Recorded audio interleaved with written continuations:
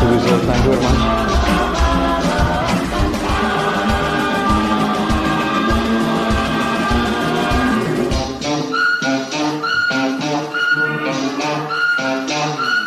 ಅವಳ ಬದಲು ಇವಳ ಕಂಡೆ ಎದೆಯಲ್ಲಿ ತಾಳ ತಪ್ಪಿತು